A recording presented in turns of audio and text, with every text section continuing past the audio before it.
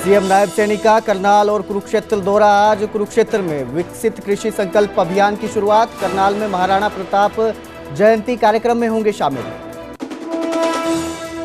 हरियाणा के 4 नए जिलों के गठन में फंसा पेच। पंचायत मंत्री ने कहा, फिलहाल नए जिलों के गठन में पाई खामियां। गोहाना, हांसी, डबवाली, मानेसर के नाम पर चल रहा है विचार। हरियाणा में आज होने वाला ऑपरेशन शील्ड हुआ स्थगित। आज प्रदेश के सभी जिला मुख्यालयों पर ऑपरेशन शील्ड के तहत की जानी थी मॉक ड्रिल। पंजाब, चंडीगढ़ में भी नहीं होगी मॉक ड्रिल। अंतर्राष्ट्रीय योग दिवस पर कुरुक्षेत्र में होगा राज्य स्तरीय भव्य समारोह। 1 लाख से ज्यादा लोग होंगे शामिल। योग युक्त नशा मुक्त हरियाणा का भी होगा आगाज। सीएम नायब सैनी ने दी जानकारी। हरियाणा सिविल सचिवालय चंडीगढ़ की लिफ्ट में फंसे खेल राज्य मंत्री। तकनीकी दिक्कत की वजह से 5 मिनट बाद निकाला गया बाहर। सीमा पर पाकिस्तान की नापाक हरकतें जारी। फिरोजपुर के सीमावर्ती गांव हुसैनीवाला के पास देखी गई गुब्बारे जैसी वस्तु। हिमाचल का एक युवक जासूसी के शक में गिरफ्तार। पुलिस से उसे देहरा से किया गिरफ्तार। पाकिस्तान के लिए जासूसी करने के आरोप। ईरान में किडनैप 3 पंजाबी युवकों की वापसी के प्रयास तेज। भारतीय दूतावास ने ईरानी अधिकारियों के समक्ष उठाया मामला। युवकों की सुरक्षा सुनिश्चित करने की अपील। पंजाबी सिंगर सिद्धू मूसेवाला की बरसी आज। मानसा में दूर दूर से श्रद्धांजलि देने पहुंच रहे फैंस। सीएम का कुरुक्षेत्र और करनाल।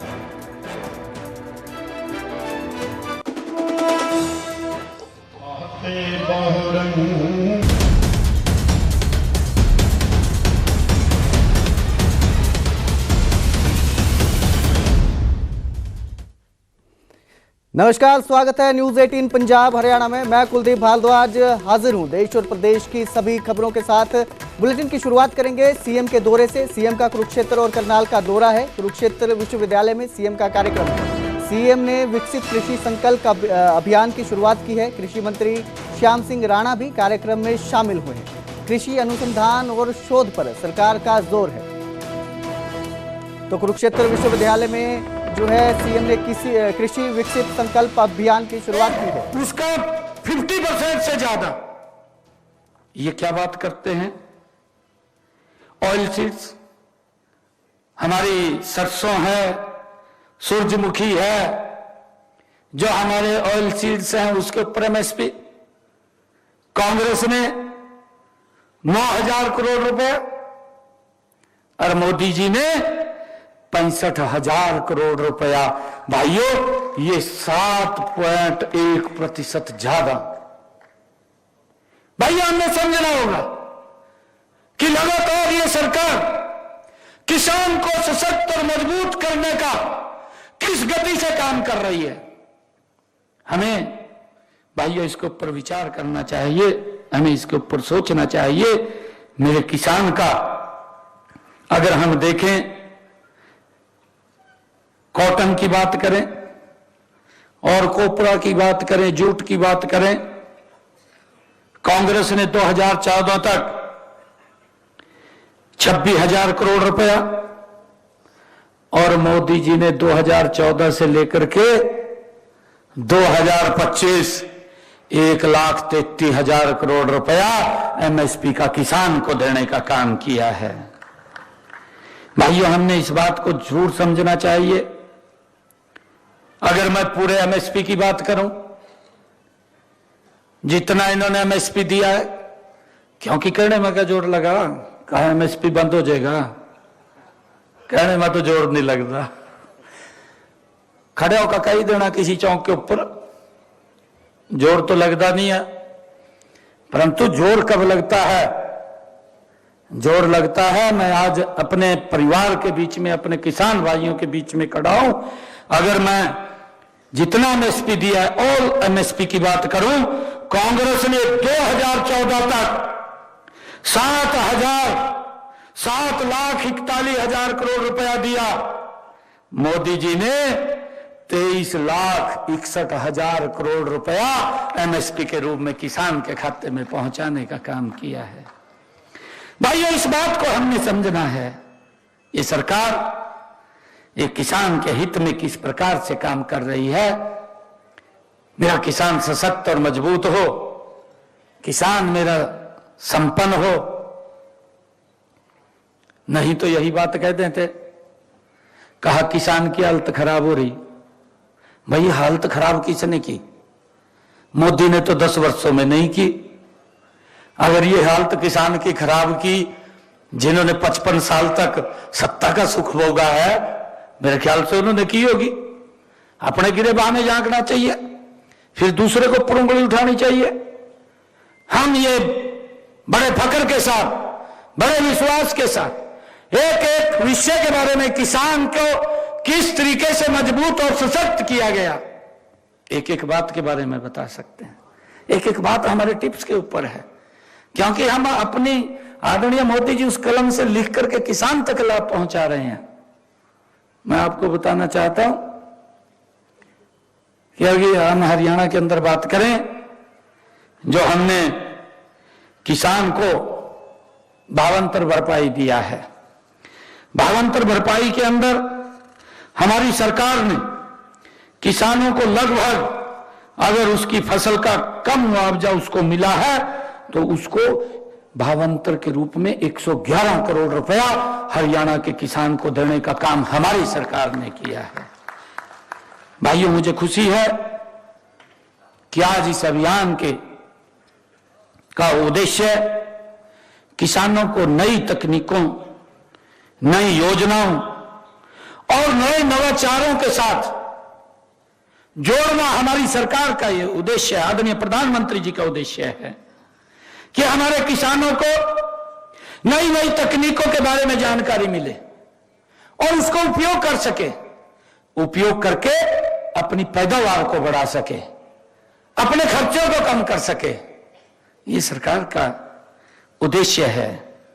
मुझे खुशी है बताते हुए कि हमारे जो खरीफ फसलों की वैज्ञानिक तकनीकों की जानकारी वो देना हमारी सरकार का उद्देश्य है। मृदा स्वास्थ्य कार्ड के महत्व को समझाना है और सरकारी योजनाओं व नीतियों का लाभ आप तक कैसे पहुंचे उसके बारे में जानकारी देना है। सबसे महत्वपूर्ण है कि आप सब किसान भाइयों से फीडबैक लेकर के आपकी तरफ से भी जो बातें आएंगी कि कृषि के अंदर ये काम होना चाहिए या यहां पर ये दिक्कत आ रही है, इसका। तो सीएम सैनी कुरुक्षेत्र यूनिवर्सिटी से ये बोल रहे हैं। आज कार्यक्रम था जहां पहुंचे हुए हैं कुरुक्षेत्र यूनिवर्सिटी में सीएम सैनी, जहां पर इन्होंने कृषि संकल्प अभियान की शुरुआत की। आगे बढ़ेंगे, बात करेंगे करनाल के सालवन में महाराणा प्रताप की जयंती का आयोजन किया गया। राज्य स्तरीय कार्यक्रम में सीएम सैनी जो है वो शामिल होंगे। दोपहर 12 बजे सीएम का कार्यक्रम होगा, वहां पर सीएम पहुंचेंगे। विधानसभा स्पीकर हरविंदर कल्याण भी मौजूद रहेंगे। कृषि मंत्री श्याम सिंह राणा और बीजेपी सांसद अनुराग ठाकुर भी इसमें शिरकत करेंगे। उत्तर प्रदेश के पूर्व मंत्री सुरेश राणा समेत कई नेता जयंती समारोह में शामिल होंगे। तो कार्यक्रम रखा गया है जहां पर सीएम जो है वो शिरकत करेंगे।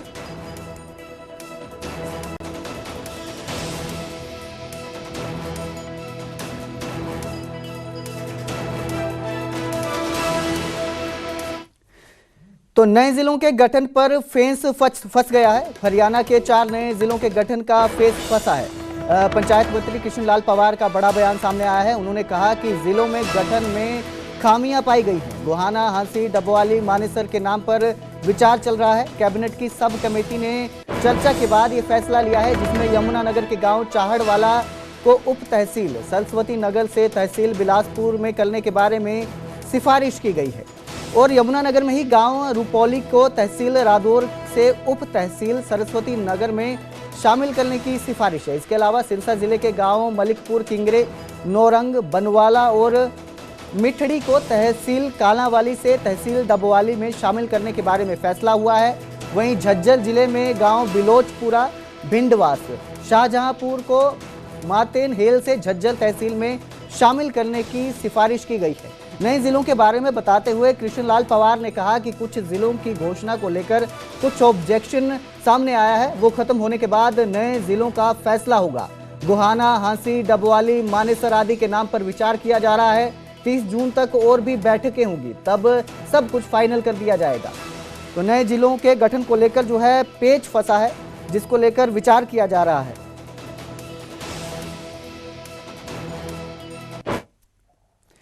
हरियाणा सिविल सचिवालय की लिफ्ट में खराबी आ गई। लिफ्ट में खेल राज्य मंत्री और दूसरे लोग फंस गए। करीब 5 मिनट तक खेल मंत्री जो हैं वो लिफ्ट में फंसे रहे। लिफ्ट में तकनीकी खामी के कारण दिक्कत आई थी। तो चंडीगढ़ में हरियाणा सचिवालय में ये लिफ्ट फंस गई, जिसमें तकनीकी खराबी आने की वजह से हरियाणा सिविल सचिवालय के जो लिफ्ट है उसमें खेल मंत्री फंसे रहे। इसके साथ उनके और लोग भी मौजूद थे। करीब 5 मिनट तक लिफ्ट में खेल मंत्री फंसे रहे। तकनीकी खामी के चलते ये दिक्कत आई।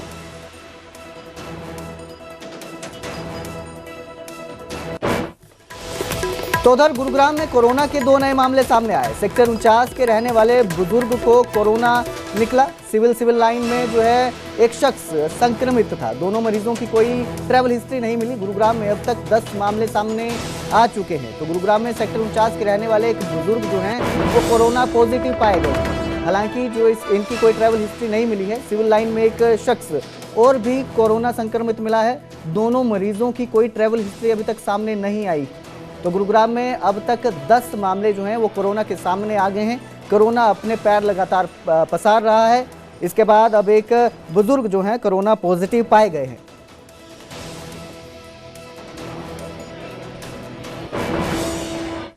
आगे बढ़ेंगे, बात करेंगे यमुनानगर की। आइल्स सेंटर पर फायरिंग करने का आरोपी जो है उसे गिरफ्तार कर लिया गया है। मोहाली पुलिस ने अंकित राणा को अरेस्ट किया है। 15 मई को आइल्स सेंटर पर फायरिंग हुई थी। फायरिंग की तस्वीरें सीसीटीवी में कैद हुई थी। सीसीटीवी में जो आरोपी है वो फायरिंग करता हुआ दिखाई दिया था। बदमाशों ने उसी शाम जीरकपुर में भी फायरिंग की थी। पंजाबी सिंगर पिंकी धालीवाल के घर पर फायरिंग की गई थी। 15 मई को यमुनानगर के बिलासपुर में आइल्स सेंटर पर दिन दिहाड़े फायरिंग हुई थी। उस मामले का एक आरोपी गिरफ्तार कर लिया गया है। इसकी सीसीटीवी भी सामने आई थी। जो आरोपी है वो आइल्स सेंटर में घुसा था, गोली चलाई थी, चला गया था। तो आरोपी अंकित राणा को पंजाब के मोहाली पुलिस ने यमुनानगर से गिरफ्तार किया है। दरअसल 15 मई को 2 बाइक सवार बदमाशों ने दिन दिहाड़े इमिग्रेशन सेंटर को अपना निशाना बनाया था। इमिग्रेशन सेंटर के अंदर घुसकर जमकर फायरिंग की और बाइक पर सवार होकर आसानी से फरार भी हो गए। बदमाशों के हौसले इतने बुलंद थे कि सुबह बिलासपुर में और शाम को पंजाब के जीरकपुर में पंजाबी सिंगर पिंकी धालीवाल के घर पर भी रंगदारी न देने पर फायरिंग कर दी। इस वारदात के बाद शायद यमुनानगर पुलिस शांत हो गई, लेकिन मोहाली पुलिस ने उनमें से एक आरोपी को गिरफ्तार कर लिया है। लेकिन यमुनानगर पुलिस सिर्फ नाके लगाकर ही वाहवाही बटोरने में लगी रही। नाके का एक पर्पस है, वो केवल उस टाइम उस एरिया में नाके नहीं थे, लेकिन हमने अब काफ़ी अलग से पेट्रोलिंग भी लगाई है। और कुछ टाइम भी ऐसे हैं कि क्योंकि देखो 24 घंटे जितने रिसोर्सेज हमारे पास हैं हम उतने यूज़ कर सकते हैं। अब ऐसा नहीं कि हम पूरे शहर को पुलिस लगा के सील कर दें, इसमें तो जनता का सहयोग चाहिए। अभी उनसे वो भी बात की है कि जो उनके लेवल के अरेंजमेंट्स हैं, जो ध्यान प्रिकॉशंस या जो कॉशन उनको रखने चाहिए, उन सबसे अभी डिटेल में डिस्कस हुआ है सर। बिल्कुल उसमें 2 जो लड़के आए थे, एक लड़का यहीं का था, तो अभी उसको प्रोटेक्शन वारंट पे लाएंगे। फिर आगे बाकी काफ़ी इसमें इंफॉर्मेशन है हमारे पास भी, लेकिन इस स्टेज पे वो शेयर करना अभी ठीक नहीं है। तो आइडेंटिफाइड था, दूसरे की आइडेंटिफिकेशन तब तक नहीं हुई थी। कुरुक्षेत्र के कृष्णा गेट थाने के लॉकअप से आरोपी फरार हो गया। महिला से दुष्कर्म के आरोप में जो है उसकी गिरफ्तारी की गई थी। आरोपी ने बिजली के तार से लॉकअप का ताला खोल दिया। आरोपी की धरपकड़ में सीआईए पुलिस जो है वो जुटी हुई है। थाना पुलिस की जानकारी के मुताबिक रोडी बेचने वाले ठेकेदार के खिलाफ एक महिला ने रेप की शिकायत दी थी। महिला के मुताबिक 23 मई को रोडी कूटने का काम करने का झांसा देकर आरोपी उसे अपने साथ ले गया, जहां उसने कोल्ड ड्रिंक में नशीला पदार्थ पिलाकर उसके साथ रेप किया। फिलहाल पुलिस इस मामले में कुछ भी कहने से बच रही है। तो एक आरोपी है जो थाने से लॉकअप तोड़कर फरार हो गया है। बताया जा रहा है कि एक तार की मदद से उसने ताला खोला और फिर जो लॉकअप है उससे फरार हो गया।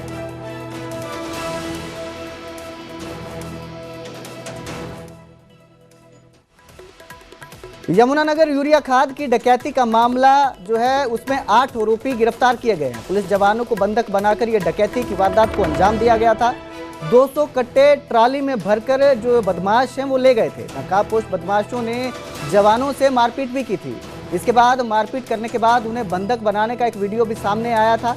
यमुनानगर में 19-20 मई की रात को एक गोदाम से यूरिया की लूट हुई थी। जिस गोदाम से यूरिया की लूट हुई थी उसे अवैध रूप से बनाया गया था।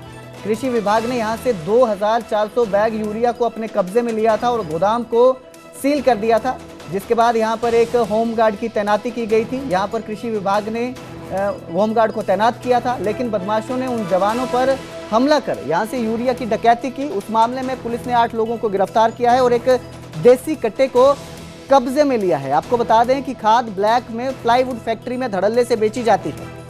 तो अब इस मामले में 8 लोगों को गिरफ्तार किया गया है, जिन्होंने गोदाम से जो है यूरिया को चुराया था। 200 कट्टे ट्राली में भरकर ये बदमाश ले गए थे। एक काफ़ी सीरियस घटना जो है गांव ताजकपुर, जहां एक गोडाउन में जो यूरिया के बैग्स थे वो सील करके गोडाउन में गार्ड भी लगा रखी थी। होमगार्ड के जवान भी वहां डिप्यूट थे।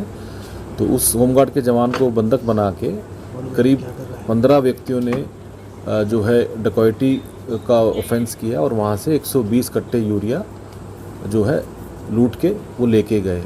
तो इस मामले की गंभीरता को देखते हुए इसकी इन्वेस्टिगेशन CIA 2 को सौंपी गई थी, क्योंकि एक सीरियस ऑफेंस था और काफ़ी मेहनत करके इसमें जो है अब जो मुख्य आरोपी है इसमें नफीस, ये रहने वाला है टोडरपुर का। तो मेन कॉन्स्पिरेटर यही था। बाकी लड़के इकट्ठे करने सारा जो भी इसमें कुल 15 व्यक्ति आइडेंटिफाई हो चुके हैं, जिसमें से 8 एक्यूज्ड अभी अरेस्ट किए हैं। और इस ऑफेंस के दौरान इन्होंने जो गाड़ियाँ यूज़ की थी, जिसमें एक ट्रैक्टर ट्रॉली थी, एक पिकअप गाड़ी थी, वो भी इसमें रिकवर की गई हैं। और अभी इनको जो है अरेस्ट 8 जनों को कर लिया। इनको कोर्ट में पेश करके पुलिस रिमांड इनकी ली जाएगी। आइंदा और गहनता से पूछताछ। तो उधर सोनीपत के सरकारी स्कूल में बंदरों का आतंक देखने को मिला। बंदरों ने 6 छात्राओं को हमला कर दिया, 6 छात्राओं पर हमला किया है। बंदरों के इस हमले में 6 छात्राएं जख्मी हो गई है। मुरथुल के सरकारी कन्या विद्यालय का ये मामला है, जहां 5 छात्राएं सिविल अस्पताल सोनीपत में भर्ती हैं। स्कूल की छात्राएं डर के साए में जीने को मजबूर हैं। सरकारी स्कूलों की कक्षाओं में जो बंदर हैं वो घुस आते हैं। स्कूल के छात्रों और शिक्षकों ने प्रशासन से बंदरों को जल्द पकड़ने की मांग की है। तो बंदरों का आतंक देखने को मिल रहा है। सोनीपत के स्कूल में बंदरों ने स्कूल में छात्राओं पर हमला कर दिया। सरकारी कन्या विद्यालय का ये मामला है, मुरथल का ये मामला है, जहां पर बंदरों ने स्कूल में छात्रों पर हमला किया। इस हमले में 6 छात्राएं जो हैं वो घायल हुई हैं। सर बंदर आ गए थे आज मॉर्निंग में, तो 9th क्लास के बच्चे ऊपर पढ़ रहे थे, तो वहाँ अचानक वो आके इधर उधर घूमने, बच्चे चिल्लाने लगे। काफ़ी कोशिश की, हम भी ऊपर जा नहीं पाए उनको हेल्प करने के लिए। तो 6-7 बच्चों को बंदर ने काट लिया। तो आज लेके आए यहाँ सिविल हॉस्पिटल में उनको इंजेक्शन वगैरह लगवाने के। पहली बार ये घटना हुई या पहले भी कभी? पहले भी टीचर्स को काट चुका है, मुझे भी काटा था बंदर ने पहले, एक और मैं उनको काटा। बच्चों को काट लेते हैं, कई बार आ जाते हैं। तो आपने शिकायत नहीं की फिर? शिकायत कर चुके हैं कई बार शिकायत। क्या कार्रवाई? कार्रवाई तो कुछ दिनों के लिए तो लगता है कि उनकी तरफ से कुछ कंट्रोल हुआ है, बंदर पकड़ लिए शायद, ऐसा कुछ लगता है। फिर से आ जाते हैं बंदर। हाँ जी, हाँ जी। क्या चाहते हैं आप लोग? यही चाहते हैं कि बच्चों को, कई बार प्रेयर हो रही है, ओपन जो ग्राउंड है उसमें लगा रहता है डर कि वो अचानक आ सकते हैं, और अक्सर घूमते रहते हैं क्योंकि काफ़ी वेजिटेशन है, पेड़ वेड़ लगे हुए हैं, तो बंदर आ जाते हैं अक्सर और बच्चों को फिर दिक्कत तो आती है। ट्रीटमेंट करा दिया बच्चों का? बच्चों को अभी ये पर्ची वर्ची कट रही है, तो हम लोग इंजेक्शन लगवाने के लिए आए हैं। हाँ जी। तो शिक्षा विभाग ने आदेश जारी किए हैं। जो 5 लाख स्टूडेंट्स को टैबलेट पर इंटरनेट सेवाएं बंद हो गई। 10वीं और 12वीं के स्टूडेंट्स को टैबलेट बांटे गए थे। स्टूडेंट्स को सिम रोजाना 2 GB डाटा की सुविधा देती थी। तो साल 2022 में हरियाणा शिक्षा विभाग ने टैबलेट बांटे थे छात्रों को। 5 लाख छात्रों को ये टैबलेट बांटे थे। इनके साथ सिम भी दी गई थी और 2 GB डाटा जो है वो उन्हें हर दिन का रोजाना दिया जाता था, जो अब बंद हो गए हैं। उनमें इंटरनेट सेवाएं बंद हो गई हैं।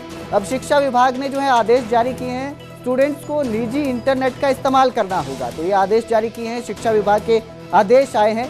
5 लाख स्टूडेंट्स को जो है वो टैबलेट्स और सिम दी गई थी, 2 GB डाटा मिलता था, जो अब बंद हो चुका है।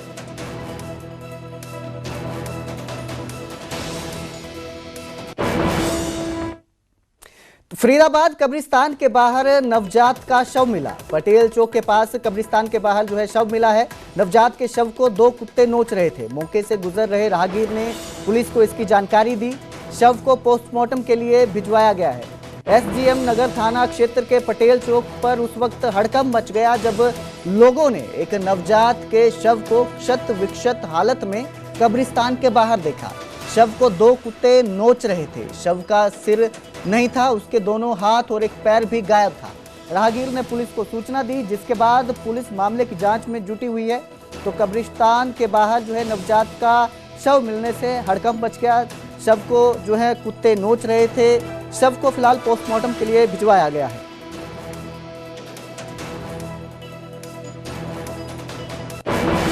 पैर है बस, और पैर है और थोड़ा शरीर है बस। थोड़ा शरीर है। हाँ, और कुछ नहीं सिर है बस। वगैरह पूरा है? नहीं, सिर वेर कुछ नहीं है। सिर वगैरह कुछ नहीं? सिर भी नहीं है, कुछ भी नहीं है। तो एक पैर है और थोड़ा सा शरीर है? थोड़ा सा शरीर है बस। अच्छा, हाथ वगैरह कुछ नहीं है? नहीं, कुछ नहीं है। अच्छा, अभी ये यहाँ पे आपके जो लोग हैं उन्होंने ढकाया या पुलिस ने ढकाया बच्चे को? ये तो मैं आ गया था जब ढका पड़ा था। ये भाई डेड बॉडी पड़ी है, अच्छा यहाँ पे आए डेड बॉडी, एक पैर है इसका, अच्छा, सर भी ऐसे ही आधा है, आधा है। कुछ नहीं कह सकते। हाथ वगैरह हैं? हाथ पैर पैर है, एक एक पैर पैर है है बस। बस, थोड़ा सारा सर भी खाया हुआ है, साइड में तरफ खाया हुआ है और कुछ नहीं है। मतलब साथ में बता रहे हैं कब्रिस्तान भी है? कभी तारा कुत्ते उधर खा भी लाए, कुत्ता भी तना ऐसा हो